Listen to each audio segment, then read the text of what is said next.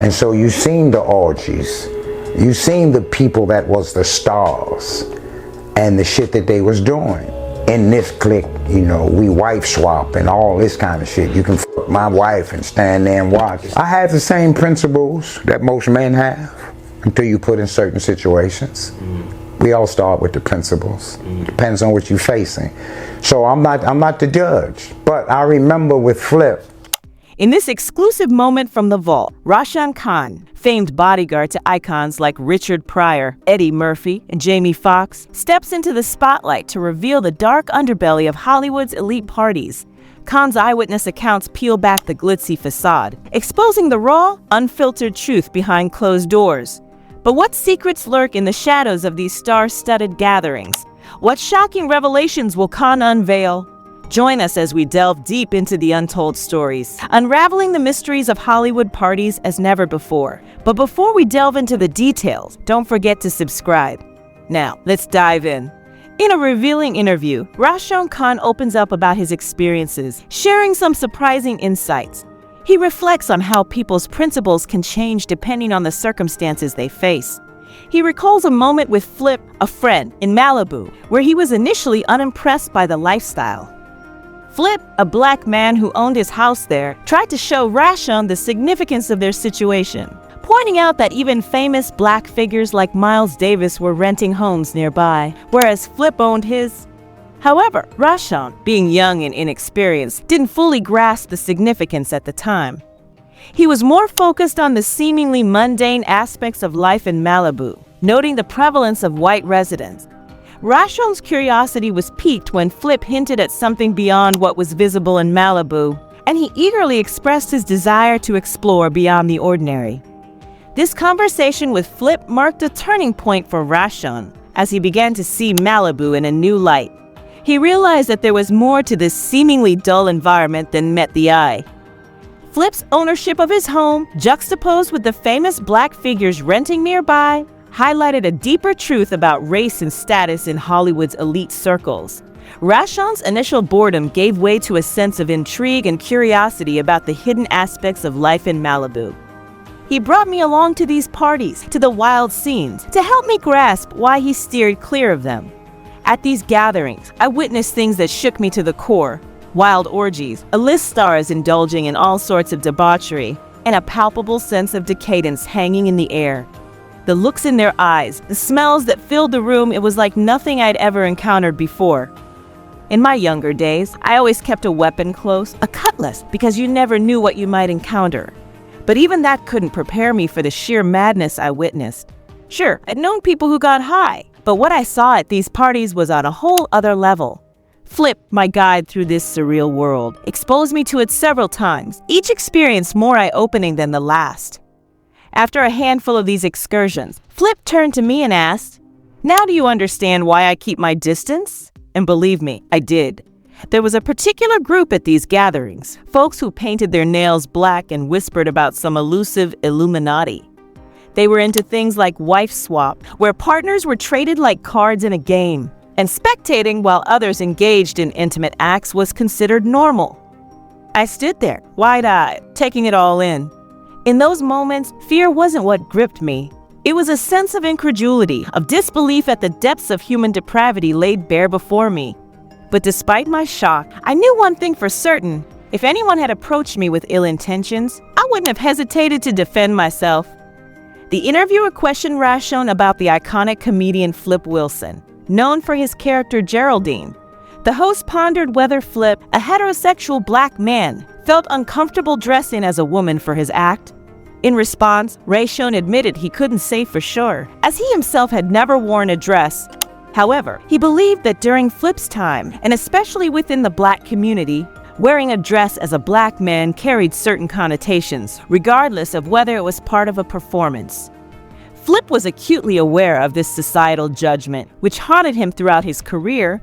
He constantly worried whether his own generation viewed him in a certain light because of it, and this inner turmoil plagued him until his passing.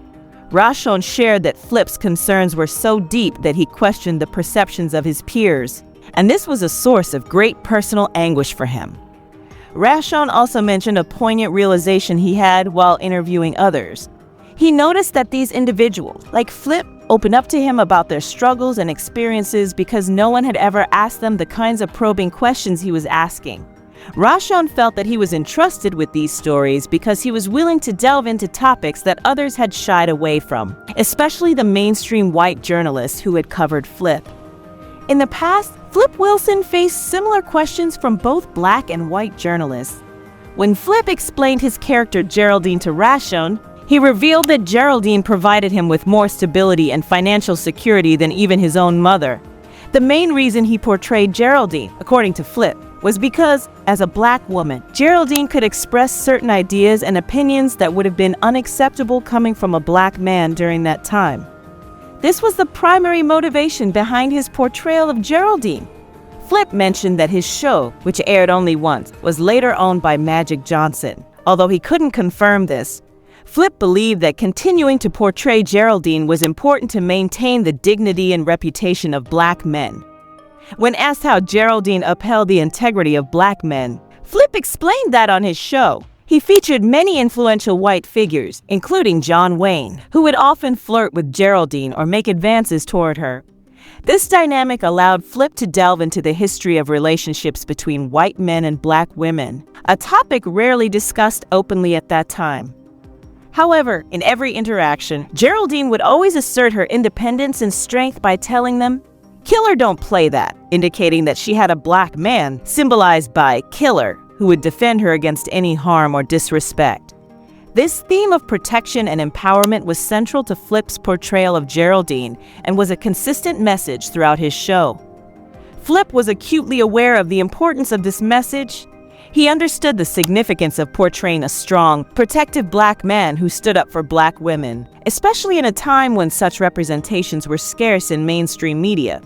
This aspect of Flip's character portrayal added depth and complexity to his comedic persona, highlighting his desire to challenge stereotypes and empower his audience with messages of resilience and strength.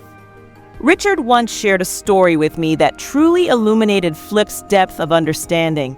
He spoke of a school Flip had built in Zimbabwe, a project that showcased Flip's awareness and commitment to education. Richard showed me pictures of the school, and I was excited at the thought of featuring it in a magazine like Jet or Ebony to celebrate Flip's philanthropy. However, Richard cautioned against it. He explained that if the media focused too much on Flip's work in Africa, it could jeopardize his opportunities in America. Richard pointed out that many black entertainers face similar challenges, where their efforts to support their homeland could be misinterpreted, leading to potential loss of income and opportunities in the U.S. Richard's cautionary tale reminded me of the political landscape in Zimbabwe during my high school years. I recalled writing about Robert Mugabe and Joshua Nkomo's struggle for liberation in Rhodesia, as Zimbabwe was known then. It was a poignant reminder of the sacrifices made by these leaders to secure freedom for their people. Richard's analogy of sitting down with the president of Zimbabwe as akin to sitting in the White House of Africa underscored the significance of Flip's contributions. Richard's astute observation about the delicate balance black artists must maintain between their African heritage and their American careers struck a chord with me. Many black artists today face similar challenges, but may not openly discuss them for fear of repercussions. Richard's insight highlighted the complexities of identity and allegiance that black artists navigate, showcasing the nuanced realities of being a black entertainer with ties to Africa in a predominantly American industry. Why is it that someone like Kevin Hart, who has achieved immense success, isn't doing more to support causes like LeBron James does with his school? White media often highlights the earnings of black artists, like Kevin Hart's $59 million, but rarely mentions the charitable efforts or societal contributions of white artists. This selective reporting can create a sense of pressure within the black community to do more, to give back in a visible way. However, as Brother Gray pointed out, entertainers like Kevin Hart are limited in their ability to effect large-scale change on their own. While they can provide financial support, their primary role is to entertain. LeBron James, on the other hand, has taken on a different role by investing in education through his school. LeBron's school is not just about providing education. It's about creating a pathway for success beyond high school. by ensuring that his students excel academically. LeBron is opening doors to prestigious colleges and future careers in corporations. This is a crucial step in breaking the cycle of limited opportunities for Black youth. However, this cannot be achieved by a single individual, no matter how successful. The responsibility lies with the community as a whole to support and uplift each other. Kevin Hart's focus, like that of many entertainers, is on entertaining and bringing joy to people's lives. While he may not be as visible in his philanthropic efforts as LeBron, it doesn't mean he isn't contributing in his own way. It's important to recognize that everyone has different roles to play in society, and not everyone can or should be expected to take on the same responsibilities. Instead of criticizing individuals for what they're not doing, we should celebrate and support each other in our respective endeavors to create positive change. Guys, it seems that this old-school Hollywood party's birth Diddy's freak-offs. Let us know what you think in the comments below. And check out this next video if you don't know that Kim Kardashian breaks down as she is exposed for Diddy crimes. Then, don't forget to subscribe and stay tuned for more exciting videos.